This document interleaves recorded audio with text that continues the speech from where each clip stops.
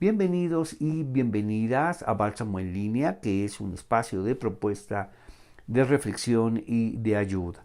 Muchas gracias por acompañarnos y muchas gracias por hacer posible este espacio de estudio en línea. Bienvenidos al libro de los Hechos.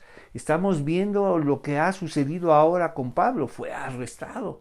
Y entonces vienen unas situaciones muy particulares, muy especiales en el libro de los Hechos. Ahora todo se va a concentrar, todo lo que vamos a ver, tiene que ver con cómo Pablo va a finalmente llegar a Roma. Entonces va a ser muy especial y muchas cosas van a quedar fuera y vamos a ir viendo cómo Dios cómo Dios está ahí, cómo Dios se revela a Pablo y cómo Dios tenemos que aprender a reconocerlo en medio de estas circunstancias, porque pareciera que Dios se hace para atrás y ya no se deja ver, pero tendremos que aprender a descubrirlo en otras situaciones que está ahí presente, que Dios está ahí con él, porque Dios le dijo a Pablo: yo estaré contigo. ¿Cómo?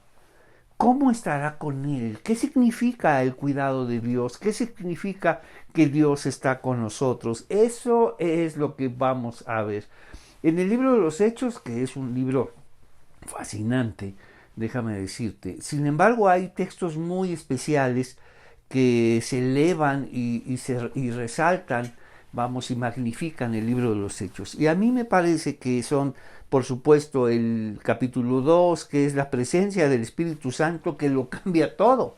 Finalmente viene el Espíritu Santo a iluminar y viene una comprensión ya finalmente de todo lo que hizo Jesús, todo lo que dijo, y ahora pueden enlazarlo, con todas las escrituras y descubren que Jesús es el sentido de las escrituras. Ahora pueden entender todo lo que dijo e hizo. Y ahora para todo lo que está sucediendo, y ahora hablar de Jesús a todo el mundo conocido, que es el imperio, y el imperio, por supuesto, va a ser, lo único que sabe hacer muy bien, que es oponerse a estas novedades, a esto nuevo, a este nuevo mensaje, a esta nueva manera de hablar de Dios y entender a Dios. Sin embargo, hay unos textos grandiosos, además de Hechos 2, son las tres biografías de Pablo: Hechos 9, Hechos 22 y Hechos 26. Entonces, en Hechos 9 se habla de la conversión de Pablo, y eso es fundamental. No sucede así en ningún otro libro, no sucede así con ningún otro personaje, solo en la conversión de Pablo. ¿Por qué? ¿Por qué Pablo? Porque Pablo era un opositor. Pablo era un digno representante del imperio y de la poderosa tradición sacerdotal y la poderosa tradición de sabiduría. Es un digno opositor, es un digno representante del reino. Entonces, para muchos Pablo era el inconvertible. Todos se van a convertir menos Pablo. Entonces, su celo religioso, por supuesto, llevó a los límites de fanatismo, de violencia. Entonces, nadie imaginaba que Pablo se iba a convertir. Entonces, por eso es grandioso Hechos 9, 22 y 26. Ahí tenemos sus biografías, y además tenemos otras pequeñas biografías en Gálatas, Filipenses y Primera de Timoteo. Pero por eso no ha sucedido así, no sucede eso con los apóstoles, con Pedro, Pablo, Santiago, no sucede así esto con los profetas, solo con Pablo. ¿Por qué? Para que conozcamos qué sentido tiene la conversión, lo importante que es la conversión, lo trascendente que es la conversión, y especialmente la conversión tiene consecuencias eternas. Entonces, por eso Dios insiste en ella, por eso Dios se reveló a Pablo y le dijo: no tengas miedo, habla con libertad y sigue hablando. Yo estaré contigo. Entonces, ve la urgencia, lo más importante, porque en esta ciudad que parece que se opone a todo lo que tú dices y haces, ahí hay mucha gente que me pertenece.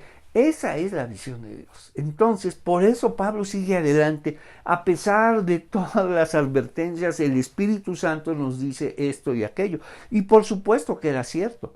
Vamos a escuchar muchas voces del Espíritu Santo, y que son ciertas. Pero a pesar de eso, tú tienes que decidir ante esas voces si hacer un alto, una pausa, cambiar de dirección, no continuar. Tú eres responsable de tu fe. Y eso fue lo que hizo Pablo. Decidió continuar, decidió ir a Jerusalén. Finalmente fue arrestado, se armó, vamos, lo que es especialista, vamos, sino lo que esta turba se levantó, ya vimos el desconocimiento, las falsas informaciones, todo lo que se decía ahora acerca de Pablo para desacreditar su mensaje, y no solo de él, sino de todos los misioneros. Entonces, ¿por qué es significativo el libro de los Hechos? Porque ahí aparecen Hechos 9, 22 y 26, que es el relato de una conversión. Hechos 9, finalmente el narrador nos dice lo que pasó con Pablo, pero Hechos 22 será Pablo ahora quien hable de su propia conversión. Y que lo poderosa y trascendente que es, todo lo cambia. Eso es muy importante, y por eso habla de ella, y la gente quiere saber qué ha pasado contigo, Pablo. ¿Por qué todo este alboroto? ¿Por qué toda esta oposición? ¿Qué es lo que sucede? ¿Qué es lo que pasó contigo? Tú siendo un gran perseguidor, vamos, el digno oponente y representante del imperio y de la poderosa tradición sacerdotal. ¿Qué fue lo que pasó contigo? Y eso es lo que la gente se pregunta. ¿Qué pasó con nosotros? ¿Qué pasó con un creyente? Antes tú no creías en nada y ahora eres seguidor de Jesús, discípulo de Jesús. Eso es lo que el libro de los Hechos quiere poner. Entonces es vital, es esta transición, vamos, para señalar lo que significa la conversión. Y Pablo tiene que defenderse. Fue arrestado, las fuerzas del orden tienen que intervenir para evitar toda una tragedia. Entonces finalmente le permiten a Pablo, escucha, defenderse. Y Pablo lo que va a hacer es explicar qué ha pasado con él. Entonces, y finalmente le dan la palabra. Vámonos a Hechos 22. Hermanos y estimados padres, dijo Pablo, escuchen mientras presento mi defensa, su primera defensa. Cuando lo oyeron hablar en el idioma de ellos, el silencio fue aún mayor. Entonces Pablo dijo, soy judío nacido de Tarso. Recuerda que Pablo estaba en el templo cumpliendo todas las ceremonias. Por supuesto con mucho cuidado, pero para algunos no era así y la gente está más dada a creer, escucha, las falsas noticias, la falsa información que la verdad, por supuesto. Incluso las falsas noticias y la falsa información llega mucho más rápido y es más fácil de aceptar que la verdad. Entonces, ¿qué se dijo de Pablo? Que estaba, profanando el templo, y la gente lo creyó. ¿Por qué? Porque estamos muy dados a creer siempre las falsas noticias. Entonces, Pablo dijo, soy judío nacido en Tarso, una ciudad de Cilicia, y fui criado y educado aquí en Jerusalén, bajo el maestro Gamaliel. Entonces Pablo está exponiendo, de dónde viene y cómo fue educado. Entonces, y cuando se habla de Gamaliel, estuvo en la mejor escuela, de saber. Entonces, Gamaliel, discípulo de Gamaliel. Entonces, ¿qué pasó contigo? Entonces esto generaba más inquietud. Si estuviste en la mejor escuela y con el mejor maestro, ¿por qué? ¿Por qué cambiaste? ¿Qué fue lo que pasó? Si alguien sabía la ley, era Pablo. Si alguien sabía la ley, era. Pero descubrió que no solo, por supuesto que sabía la ley, pero la entendía de forma equivocada. Entonces son dos cosas distintas. Una cosa es saber las escrituras y otra cosa es, la manera en cómo la estamos leyendo, la manera en cómo la estamos interpretando. Entonces, si alguien conocía la ley, era Pablo. Pero descubrió con mucho dolor y vergüenza que la había entendido de forma equivocada, y su forma y su manera de entender la ley lo llevó a algo que se entiende vamos, la intolerancia, el fanatismo y la violencia extrema. ¡Wow! Y todo, escucha, esto es lo mejor, toda esta intolerancia, fanatismo y violencia en el nombre de Dios. ¡Wow! Mira todas las cosas que se pueden hacer en el nombre de Dios, incluso las peores cosas. Y para muestra, la historia universal. Y para muestra, la historia de la iglesia. Ahí hay unas muestras extraordinarias de todo lo que se puede hacer en nombre de las Escrituras, todo lo que se puede hacer en nombre de Dios. Las peores cosas ahí están registradas. Entonces, no es solo saber las Escrituras, sino cómo las sabemos. ¿Cuál es nuestra clave de lectura? Y por supuesto, ya después descubrió con amargura que la clave de lectura es Jesús, a quien él perseguía. Entonces, Pablo dijo: soy judío nacido en Tarso, una ciudad de Cilicia, y fui criado y educado aquí en Jerusalén, no en Galilea, no en Samaria, no en aquí en Jerusalén, bajo el maestro Gamaliel. Como estudiante de él fui cuidadosamente entrenado en nuestras leyes y costumbres judías. Entonces, nuevamente la pregunta, entonces, si estabas en la mejor ciudad, en la mejor escuela y con el mejor maestro, ¿qué pasó contigo? No es suficiente ir no es, pareciera que, entonces, pareciera que la mejor ciudad, la mejor escuela y el mejor maestro van a resultar en el mejor estudiante. Y sí, fue el mejor estudiante en conocer las Escrituras, pero en su manera de entenderlas fue el peor estudiante. Incluso su maestro le advirtió: si esto que está sucediendo, escucha, no viene de Dios, se desvanecerá. Entonces, dejen en libertad a estos hombres. Pero si esto viene de Dios, no habrá nada ni nadie que pueda detenerlos. Y dijo Pablo: por supuesto que no es de Dios, y yo voy a detenerlos. Eso es lo que dijo su maestro. Incluso ahí se separó de su maestro. Él le advirtió: si esto viene de Dios, nada ni nadie podrá detenerlos. Y él lo intentó.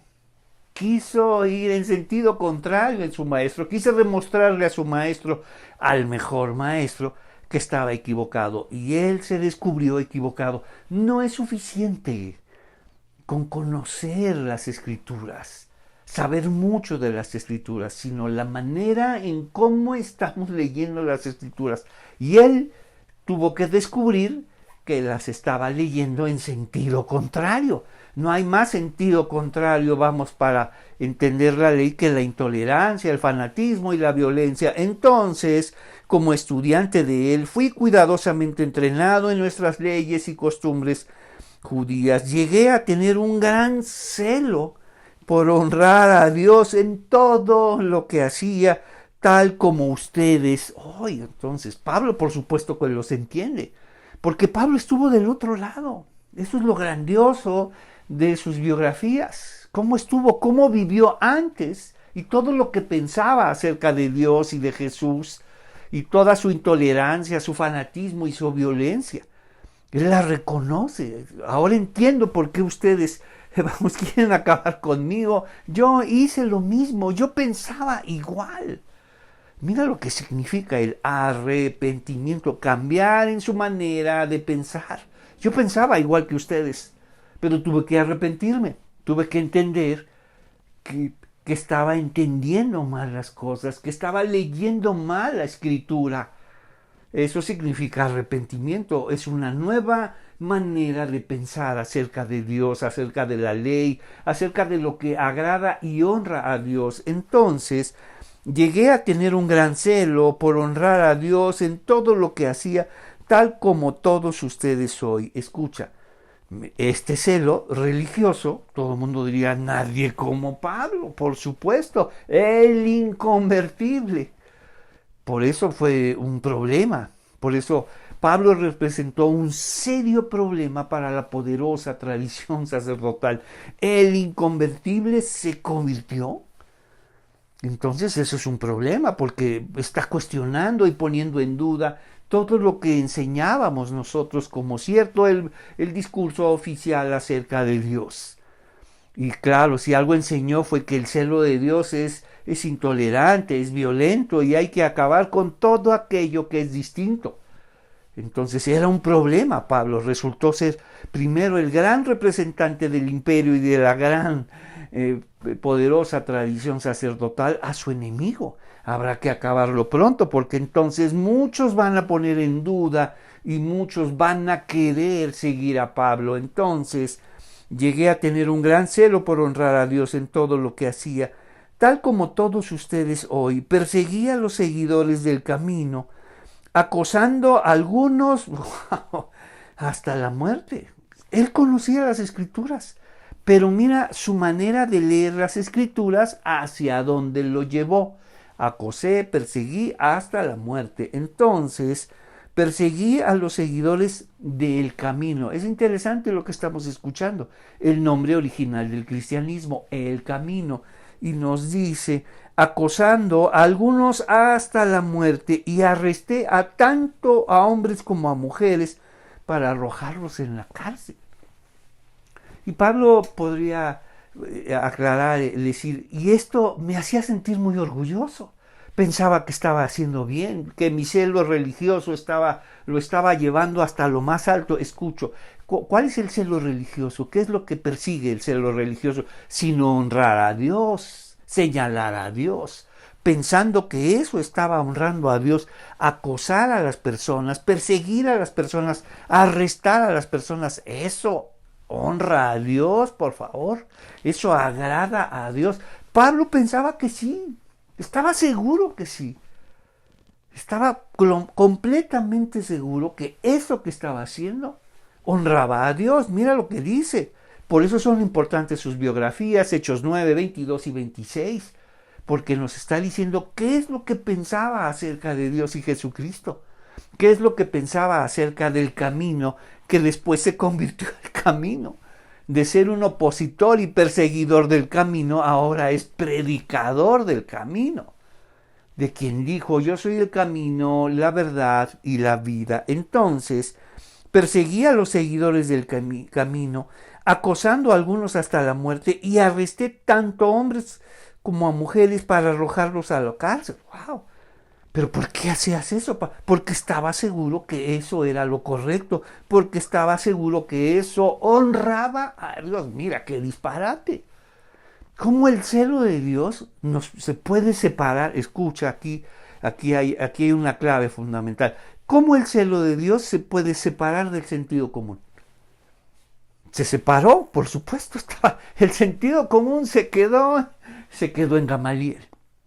Ahí se quedó.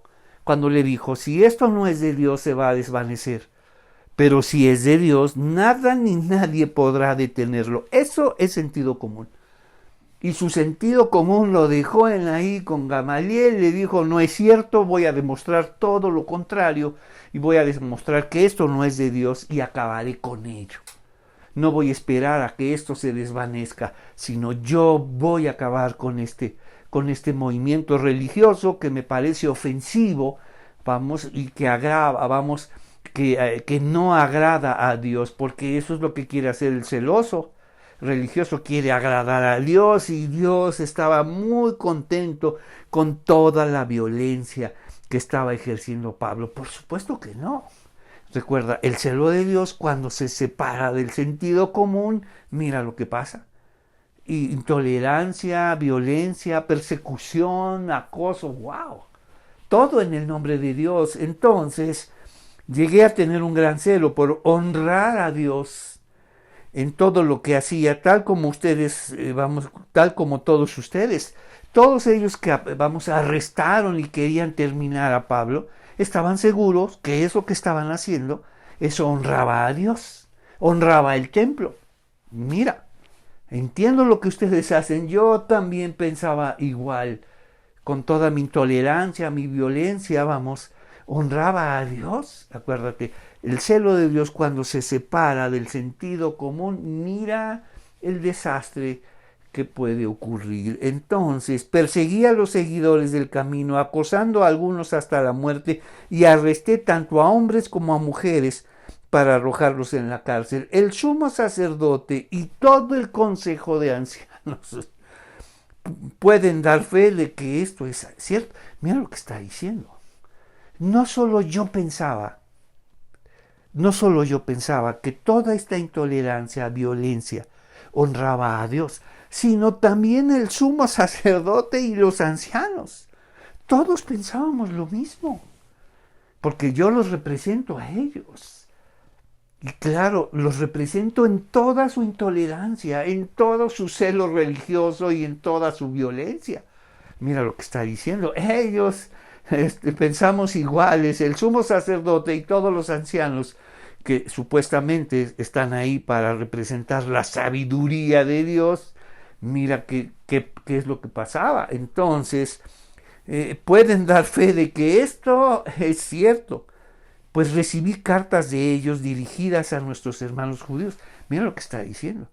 Toda la intolerancia que yo vivía, todo el celo de Dios, la intolerancia, la persecución, la violencia, pues vienen también de parte de los sumos sacerdotes y de los ancianos. ¿Qué está diciendo? Que la estructura religiosa es, esencialmente intolerante, violenta y perseguidora. ¡Wow! Entonces, todo, recuerda, subráyalo, todo en el nombre de Dios. Todo en el nombre de Dios. Para eso Dios nos dio el sentido común. Para que dijeras, eso no es de Dios. Pueden decir lo que quieran, pero esa violencia y esa intolerancia nada tiene que ver con Dios. Recibí cartas de ellos dirigidas a nuestros hermanos judíos en Damasco, los cuales me autorizaban a encadenar a los cristianos de esa ciudad. Acuérdate, a los seguidores de Jesús se les comenzó a llamar cristianos. Entonces, los cuales me autorizaban a encadenar los cristianos de esta ciudad y traerlos a Jerusalén para que fueran castigados. Pablo, sin darse cuenta, no solo era un digno representante de la poderosa tradición sacerdotal, es decir, celoso de Dios, siendo intolerante, violento y perseguidor, porque así es el celo de Dios. Y se asume que eso agrada a Dios. Mira, el sentido común está afuera. Recuerda, su sentido común lo dejó con Gamaliel. Ahí se quedó. Pero también es un digno representante del imperio. Sin darse cuenta, Pablo se había romanizado. Y si algo deseaba era encadenar a todas estas personas que estaban en contra, hombres y mujeres, que pertenecían al camino y que ahora ya estaban en contra, del imperio, por supuesto. Entonces quería encadenarlos y llevarlos en estas procesiones de victoria, en esta demostración de poder y prepotencia, propias del imperio, por supuesto. Si algo hacía el imperio es, cuando conquistaba una provincia, un territorio y lo establecía como provincia romana, los soldados sobrevivientes de la batalla y las personas más ilustres de esa ciudad capturada, colonizada ahora, conquistada, eran encadenados y eran llevados en estas procesiones de victoria, que era no otra cosa que deshonrar esa ciudad y deshonrar a quienes pretendían defenderla, del imperio. Entonces los llevaban hasta Roma. Y esto era una gran fiesta y una procesión de victoria, de humillación, de celebración y un gran encubrimiento para ese general que logró esa victoria. Eso mismo quería hacer Saulo de Tarso. Mira qué pasó con él, se romanizó. Sin darse cuenta, pensaba y actuaba como el imperio. Solo cuando la revelación de Dios nos hace darnos cuenta de todo lo que estamos haciendo, de que esta manera de pensar le corresponde al imperio. ¿Cómo encadenar a todos y llevarlos en una procesión de victoria para que él quede enaltecido? Para que él, escucha, esto es genial, para que él pueda demostrar, como mucha gente le encanta, vamos, que él siempre tuvo la razón. Claro, y eso a muchas personas les encanta, demostrar que siempre tienen la razón. ¡Wow! Ese es el camino más seguro para quedar solo al final de tu vida. ¿Quieres terminar solo? Vamos, al final de tu vida debes buscar siempre tener la razón y discutir con todos. Eso es fantástico. Vamos, por supuesto, ese es el camino seguro para terminar solo, como muchas personas lo están haciendo. Si algo quería demostrar Saulo era que tenía razón y no su maestro, que él sí pudo destruir ese movimiento llamado el camino. Entonces, pues recibí cartas de ellos dirigidas a nuestros hermanos judíos en Damasco, las cuales me autorizaban a encadenar a los cristianos de esa ciudad y traerlos desde Damasco a Jerusalén. Una procesión de victoria, humillación y desprecio y de conquista. ¡Wow! Y decirle a todos, nadie como Pablo. Pablo tenía razón. Nadie como él. Este hombre que se había romanizado, sin darse cuenta, asumía que honraba a Dios con todo lo que hacía, cuando en realidad, escucha, lo que estaba honrando es al imperio. Nada de lo que hacía ya tenía que ver con el Dios de Israel. Nada de eso, al contrario, todo lo que hacía honraba al Dios del imperio, a los dioses del imperio. ¡Wow! Mira, no sabía lo que estaba haciendo. Así sucede, a menos que Dios te abra los ojos, seguiremos honrando al imperio. Entonces, cuando iba de camino, de esta ciudad traerlos a Jerusalén para que fueran ni siquiera reconvenidos, advertidos, no, castigados. Vámonos a nuestra primera división. Ya vimos un texto muy importante, ya vimos Hechos 9, Hechos 22 y Hechos 26, las biografías de Pablo. ¿Qué es lo que hacía? ¿Qué es lo que pensaba? A todos aquellos que querían destruirlo les dice: yo pensaba igual que ustedes, justamente igual que ustedes. Tenía deseos de destruir todo aquello que entendía que ofendía a Dios, y que yo estaba, escucha, para defender a Dios, para defender la honra de Dios. Es esta visión cuando nosotros tenemos que defender lo sagrado, honrar lo sagrado, o es lo sagrado aquello que tiene que defendernos a nosotros. Son dos visiones totalmente distintas. La visión religiosa, donde tú debes honrar y proteger y ser celoso de aquello que es sagrado, que nadie entre, que nadie lo toque, que nada lo perturbe. ¡Wow! Sin embargo, el mundo espiritual es totalmente distinto. Lo sagrado viene a ti, y lo sagrado es aquello que te transforma. Entonces nos dice de esta forma, Hechos 22, mi defensa. Dice: llegué a tener un gran celo por honrar a Dios en todo lo que hacía, tal como ustedes hoy. Exactamente, por supuesto que lo sabía. Se pudo descubrir en ellos, para que tú y yo podamos descubrir todos aquellos que dicen cada cosa acerca de Dios, porque era lo que nosotros decíamos. Entonces, tal como ustedes hoy, perseguí a los seguidores del camino. Pero ¿qué pasó? Acuérdate, el celo de Dios y el sentido común se separan y da lugar a aquello que se llama intolerancia. Se llama violencia, persecución, nada. Todo en el nombre de Dios. Entonces, cuando iba de camino a donde, las cuales me autorizaban de encadenar a los cristianos de esa ciudad, a traerlos a Jerusalén para que fueran castigados, como ya lo había hecho en varias ocasiones. No era la primera vez que, llevaba a los cristianos, a los seguidores de Jesús encadenados, ridiculizándolos, humillándolos y demostrándoles que eso que ellos creen no es cierto, que lo que él cree sí es cierto. El celo religioso, vamos, lo que más le interesa es siempre tener la razón. Y eso sucede, es un deporte nacional en las iglesias. ¿Quién tiene la razón? ¿Quién tiene los mejores argumentos? No importa la relación. Lo más importante es quién tiene razón. Déjame decirte, para Dios es todo lo contrario. Esos son los valores y categorías del imperio. Pero ¿cuáles son los valores y categorías del reino de Dios? No es quién tiene la razón. O sea, ¿qué es lo que más le interesa a Dios? ¿El argumento o la relación? A Dios lo que más le interesa es la relación, unos con otros. Mientras que el imperio lo que más le interesa es el argumento por encima de la relación. No importa si acabas con toda tu familia, todos tus amigos, lo que tú debes hacer es siempre tener la razón, un digno representante del imperio, como Pablo.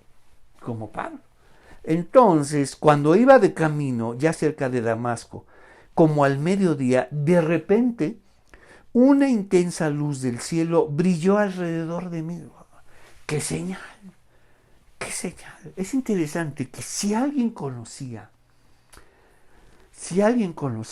las Escrituras, era Pablo. Si alguien asumía que honraba a Dios en todo, era Pablo. Si alguien pensaba que las leía de forma correcta, era Pablo. Pero jamás pensó o imaginó que todo eso que entendía y sabía y hacía era una total oscuridad. O sea, cuando el cielo de Dios se separa, se separa del sentido común, lo que aparece es la oscuridad. No hay nada, como la intolerancia, no es otra cosa que oscuridad, la violencia, oscuridad, la persecución. O sea, cuando tú separas el celo de Dios, vamos, del sentido común, das lugar a la oscuridad. Y eso era lo que había en él. Él imaginaba todo lo contrario, que estaba haciendo bien, que honraba a Dios con su violencia y con todas estas procesiones de victoria y humillación contra aquellos que habían ofendido a Dios y al templo y a la ley. Y por supuesto, él estaba seguro que estaba haciendo lo correcto.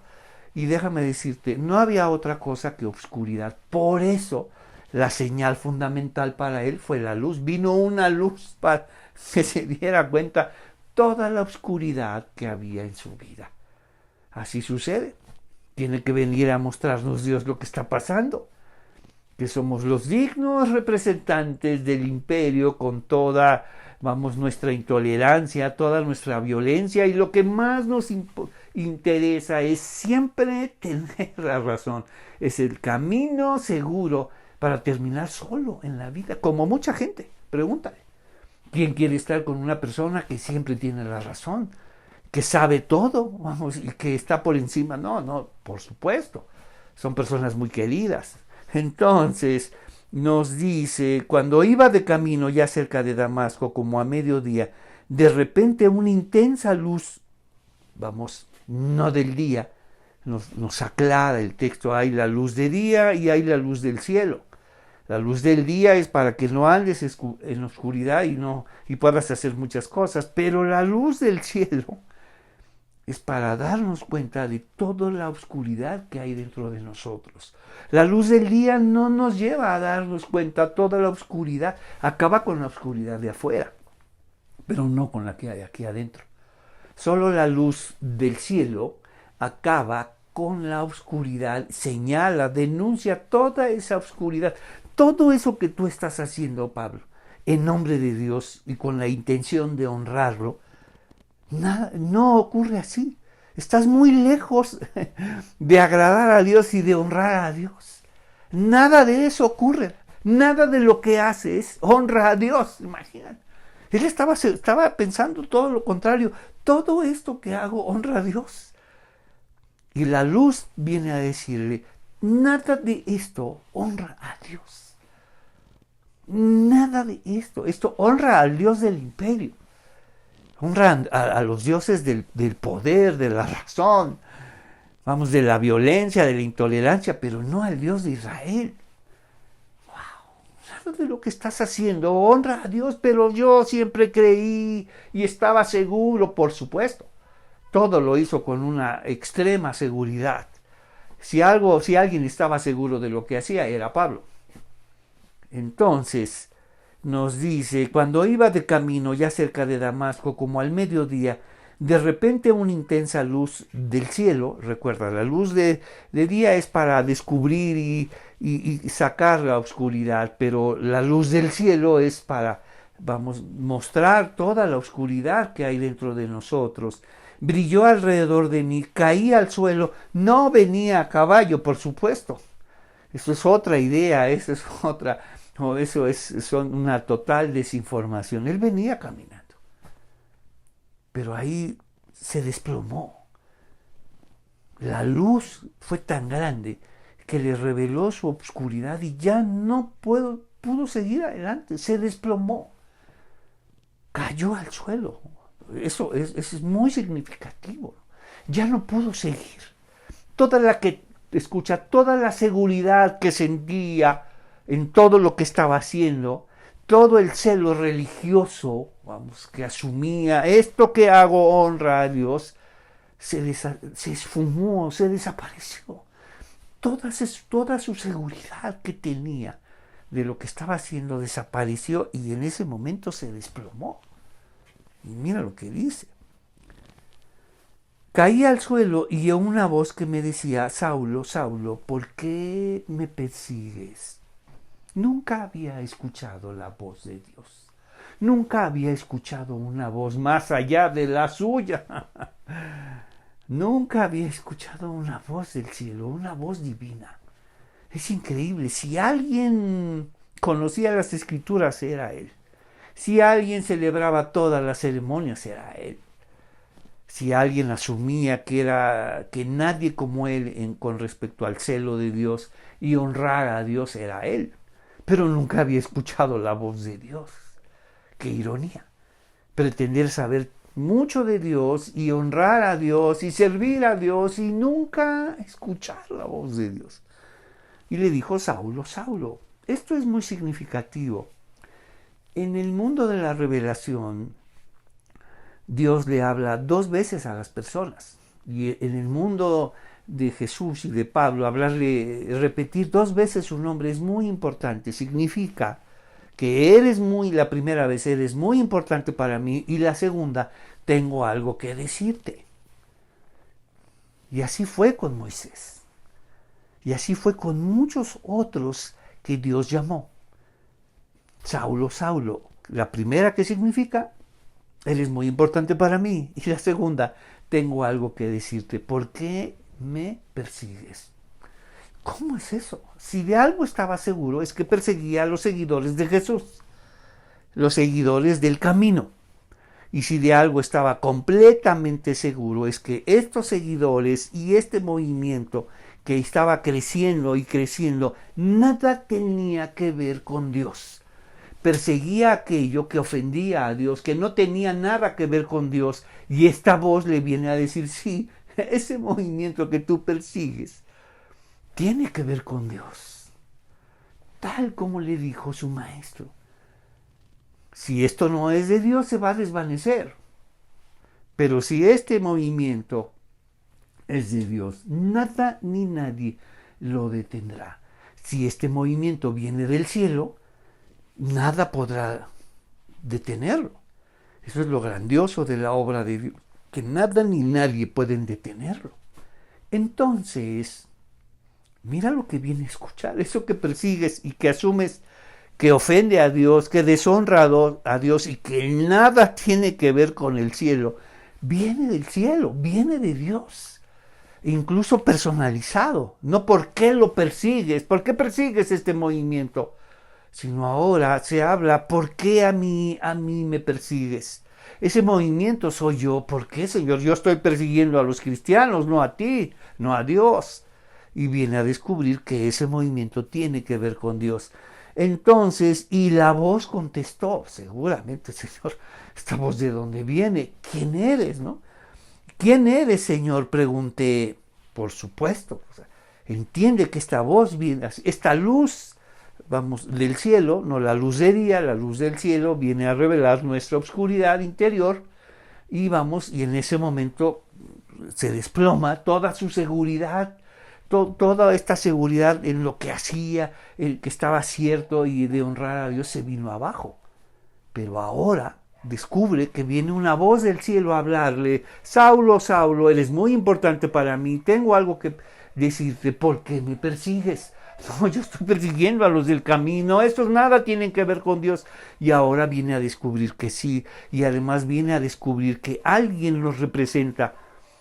¿Por qué me persigues? No, ¿por qué los persigues? ¿Por qué a mí me persigues? Perseguirlos a ellos es perseguirme a mí, Pablo. Entonces la voz contestó: yo soy Jesús de Nazaret. Wow. Entonces era cierto lo que dijo Esteban.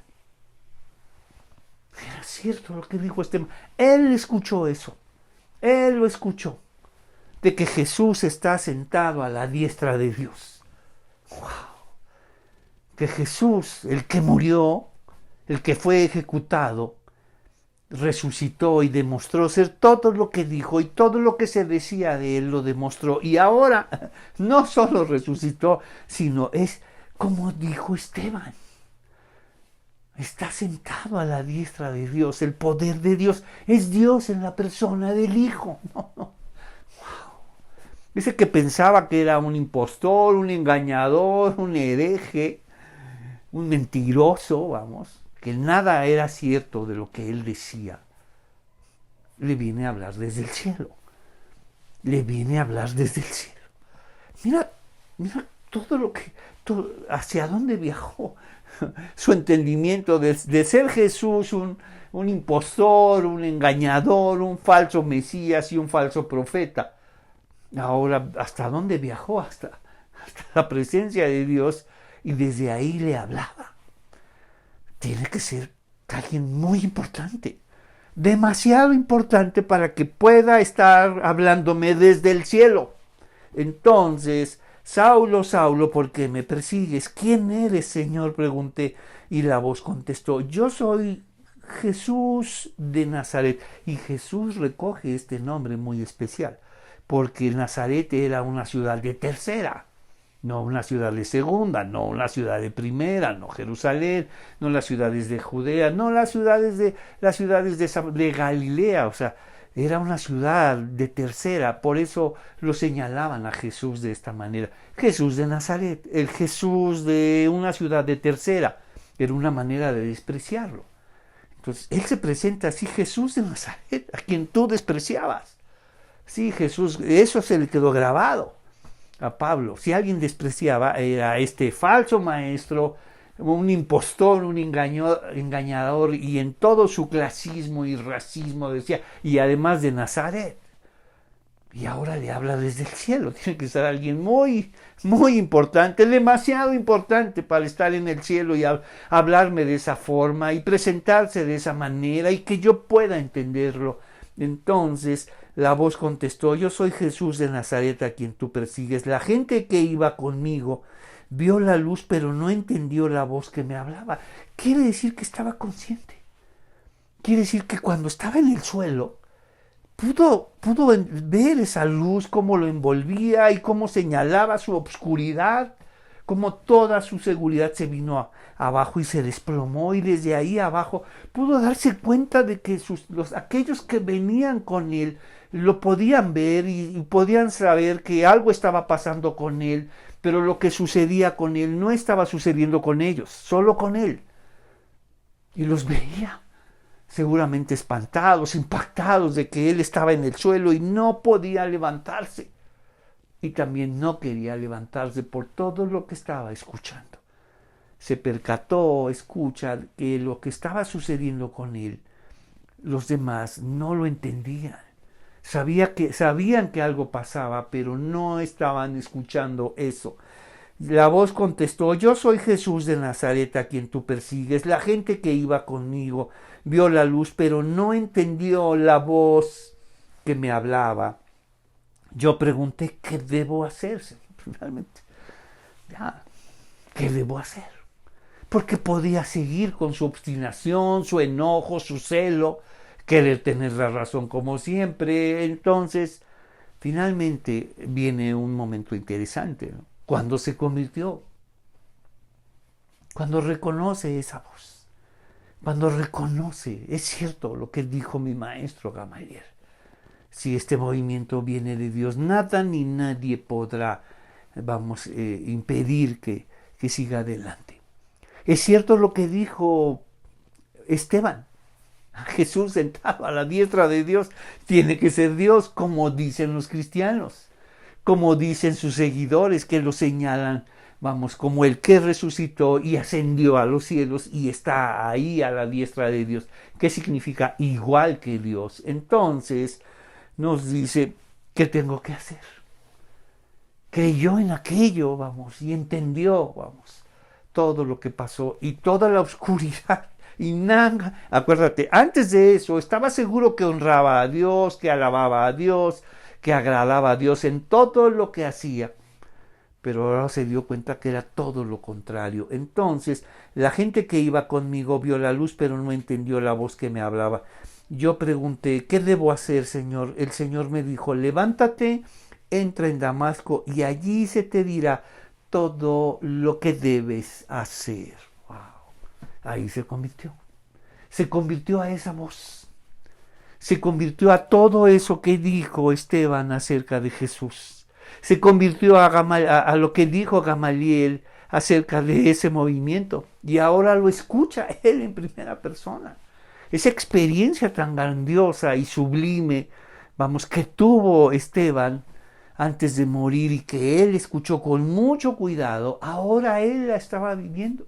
Se convirtió a esa voz, se convirtió a Jesús de Nazaret, ahora como su Señor y Salvador. Y ahora dijo, sí, adelante. Entonces ve a Damasco y ahí se te dirá lo que tienes que hacer. Entonces nos dice Damasco, de repente una luz del cielo, la luz del día sirve para disipar la oscuridad, pero la luz del cielo sirve para disipar y revelar toda la oscuridad que hay en nosotros. Brilló alrededor de mí, caí al suelo y oí una voz que me decía, por supuesto, toda su seguridad, toda su intolerancia, todo su celo religioso se vino abajo, se desplomó. Saulo, Saulo, ¿por qué me persigues? Y viene otra señal significativa para él. Cuando finalmente puede levantarse, se descubre ciego, que ya no puede ver. ¿Qué señal para él? ¿Qué señal? Seguramente para él fue contundente, fue inequívoco, que esto, demostraba lo que estaba viviendo. El haberse quedado ciego, dice, esto me demuestra que todo este tiempo estaba ciego, ¿no? Es una señal, que señaló, su ceguera en la que estaba viviendo, y en esa ceguera, escucha, una ceguera que él asumía como celo de Dios, intolerancia, violencia, todo esto que honraba a Dios, era una ceguera total. Entonces, quedé ciego. Él mismo dijo, quedé ciego. Esta luz me cegó y ya no pude ver. Finalmente fue solamente su última visión fue ver a los que estaban alrededor de él, impactados, asustados, dándose cuenta de que lo que estaba viviendo solo él lo vivía y lo escuchaba y no los que estaban con él. Cuando se levanta ya no puede ver a nadie, ya no puede ver, una señal inequívoca que mostraba su condición. Estaba ciego, siempre estuve ciego. La intolerancia es una clase de ceguera. La violencia es ceguera. La persecución es una ceguera total. Entonces nos dice que quedé ciego por la intensa luz y mis compañeros tuvieron que llevarme de la mano hasta Damasco. Allí vivía un hombre llamado Ananías. Era un hombre recto, muy devoto de la ley y muy respetado por todos los judíos, su segundo maestro. Su primer maestro fue Gamaliel y ahora viene su segundo maestro. ¿Y cómo viene a conocerlo? ¿Y en qué condiciones viene a conocer? Lo tuvieron, finalmente se levantó, ya no puede ver y lo llevan a Damasco. Y finalmente lo llevan con esta persona. Es muy interesante. Entonces, allí vivía un hombre llamado Ananías. Era un hombre recto, muy devoto de la ley y muy respetado por todos los judíos de Damasco. Él llegó y se puso a mi lado y me dijo, hermano Saulo. Aquellos que odiaba, aquellos que odiaba, ahora lo reciben hermano Saulo. Vamos. Mira lo que pasó. Ahora hermano Saulo y su primer maestro, qué significativo, ¿no? Su primer maestro en la fe de Jesús, en la fe de Dios es Gamaliel y en la fe de Jesús es Ananías. Y mira lo que hacen los maestros, porque es muy importante que tú te conviertas en lo que ya eres, un maestro y una maestra, porque ayudas a los demás a recobrar la vista. Mira lo que dice. Él llegó y se puso a mi lado y me dijo, hermano, recobra la vista. Y en ese instante pude ver. No puede ser. Mira todo lo que está describiendo Pablo sobre su persona, sobre su fe, sobre lo que creía, y todo ese auditorio seguramente estaba impactado. Porque la pregunta era, ¿qué pasó contigo, pa? ¿Por qué cambiaste tanto? ¿Qué pasó? ¿Te convencieron o finalmente algo pasó contigo? No, claro, fue Dios quien le mostró. Vamos, no se trata de convencer a una persona, bueno, está bien, tienen razón, decidiré por la fe de Jesús, nada de eso. No son argumentos, no son enunciados correctos, sino es la fe. Acuérdate, primero vino una luz del cielo que revela nuestra oscuridad y nos permite saber de Jesús. Es Jesús el Señor y Salvador, y quiero que sea mi Señor y Salvador, y decido por Él, elijo por Él. Porque Dios no va a creer por mí. Dios me muestra quién es el Salvador y yo quiero que Él me salve. Entonces, quiero ser su hijo, pero es algo que tú tienes que elegir y decidir. Dios te abre los ojos y aún así tú puedes decir sí o no. No, Pablo puede decir no es cierto. Esto no es cierto. Ayúdame a levantarme, me voy a recuperar y voy a seguir. Esta visión no es cierta. Podía haber esto. Sin embargo, obedeció. Ahí se te dirá lo que debes hacer. Y podría haber dicho, yo no voy a obedecer ninguna orden más que la del sumo sacerdote y los ancianos de Jerusalén. Pero decidió obedecer, decidió convertirse. Era cierto lo que dijo mi maestro Gamaliel. Era cierto lo que dijo Esteban. Y ahora él lo comprobó por sí mismo. Entonces nos dice... Él llegó y se puso a mi lado y me dijo, hermano Saulo, recobra la vista, y en ese mismo instante pude verlo. Después me dijo, el Dios de nuestros antepasados te ha escogido para que conozcas su voluntad y para que veas al justo y lo oigas hablar. Wow. Mira lo que viene a decir. El Dios de nuestros antepasados, que tú conoces, que sabes de Él, pero ahora debes saber que Él te ha escogido y nos dice para que conozcas su voluntad. ¿Para qué nos escoge Dios? ¿Para qué abres los ojos? ¿Cuál es el sentido de ser creyente? Sino conocer a Dios. Conocerlo, y en la medida que lo conoces descubres maravillas, pero descubres cosas de Él y descubres cosas de ti. Entonces te conviertes en un adorador. ¿Quiénes son los adoradores? Aquellos que descubren a Dios de una forma y se descubren ellos de otra manera. Esa luz del cielo sigue dando vueltas alrededor de nosotros. En la medida que te acercas a la palabra de Dios, a los estudios, a las comunidades, ahí está la luz del cielo, circulando todo el tiempo para que descubras muchas cosas de ti, las que tú asumes como ciertas, como verdaderas, y solo con la luz del cielo nos damos cuenta que no es así. Pues tú serás su testigo, le contarás a todos lo que has visto y oído, esto que acaba de ver. Queda limpio de tus pecados al invocar el nombre del Señor. Y ahí se convirtió. Ahí dijo, sí. Invoco el nombre del Señor para que me perdone todo lo que hice, todo el daño que hice. Wow. ahí decidió seguir, decidió obedecer. Ve a Damasco y ahí se te dirá todo lo que tienes que hacer. Y ahí le están diciendo, invoca el nombre del Señor y serás salvo. Eso le dijo su maestro Ananías. Entonces, pues tú serás su testigo y le contarás todo lo que has visto y oído. ¿Qué esperas? Levántate y bautízate. Queda limpio de tus pecados al invocar el nombre del Señor. Entonces, nos dice, ciego, claro, nunca se le olvidó esas horas, esos días de ceguera que tuvo. Él no sabía que iba a recobrar la vista probablemente. Dijo, esto es un juicio para mí, cuando en realidad era una señal de la condición que tenía. Y ahora, lo que significa abrir los ojos.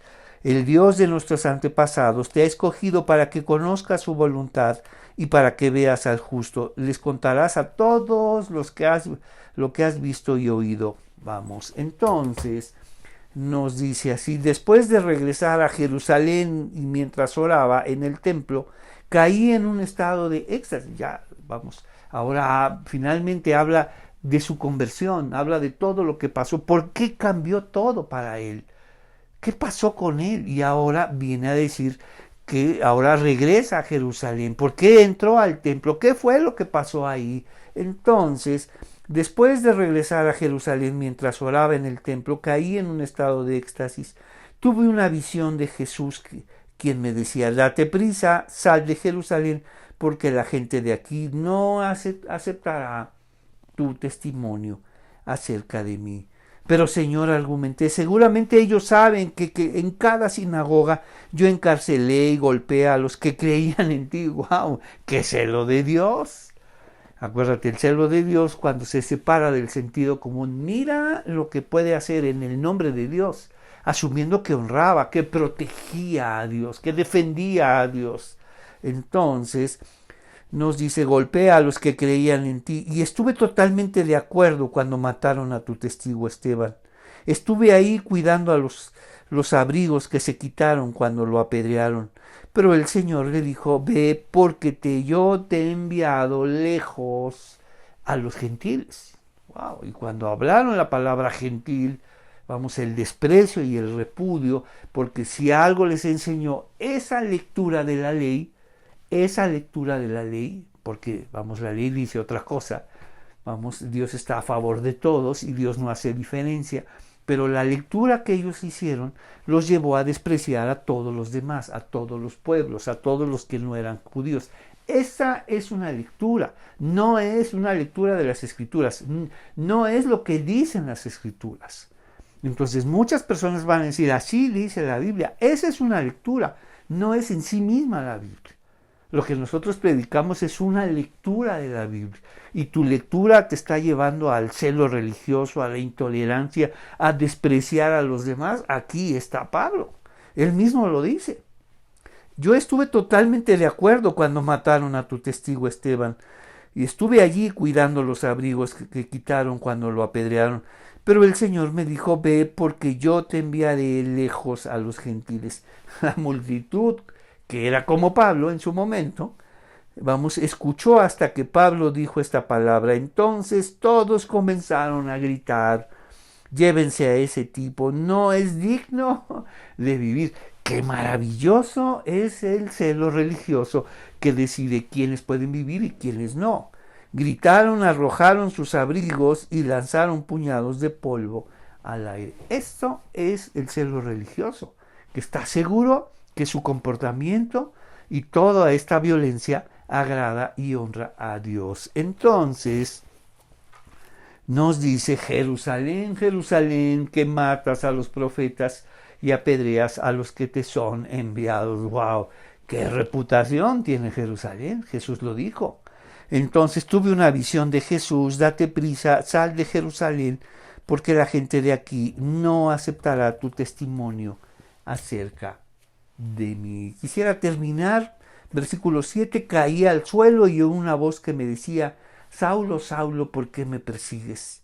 ¿Quién eres, Señor?, pregunté. Y la voz contestó, yo soy Jesús de Nazaret a quien tú persigues.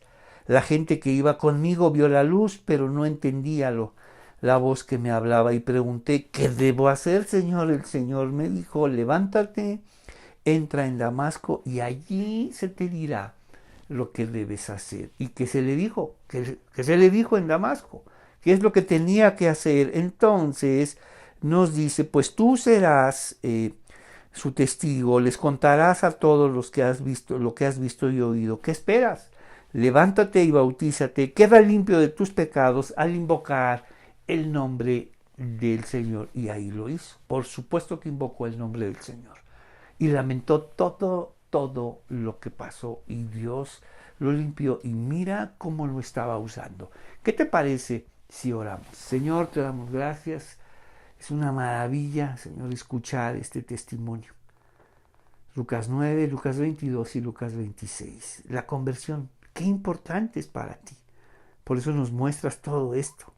Antes todo lo que pensaba y hacía y ahora lo que ocurre después de la conversión. Gracias, Señor, que abriste nuestros ojos y ahora podemos verte y honrarte.